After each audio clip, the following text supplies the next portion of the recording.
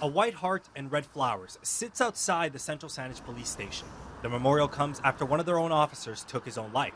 Today, Saanich police were on hand in Central Saanich assisting the department. Ultimately, Sources confirmed to Check News yesterday that Sergeant Matthew Ball died by suicide. Ball and another officer, Constable Ryan Johnston, were arrested Tuesday after allegations of sexual assault against a vulnerable woman in her 20s. Today, the Independent Investigations Office of BC confirmed that a body found near Shawnigan Lake on Wednesday belonged to one of the officers involved.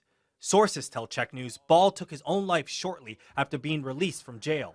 In a criminal case, there is a presumption that a person is not going to be held in jail waiting for their trial. Victoria's Michael Mulligan says preventing Ball's death would not have been the responsibility of Crown, adding that there are specific criteria for holding someone in custody. A, ensure the person's going to turn up in court, or B, in order to prevent further offenses or to protect some other person. There are also concerns being raised today about how the investigation was presented to the public.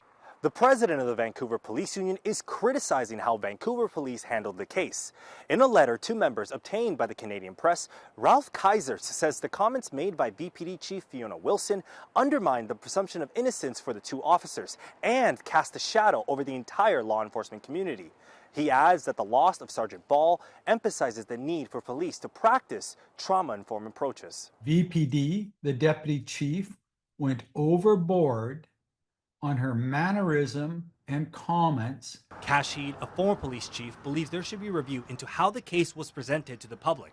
He also believes the officers should not have been working the front lines for the last several weeks. And the allegation is brought forward that that person is put on some type of administrative leave or administrative desk duty. Constable Ryan Johnson was released and has a court date in January for an allegation of sexual assault. Anyone with information into Ball's death is asked to contact the IIO.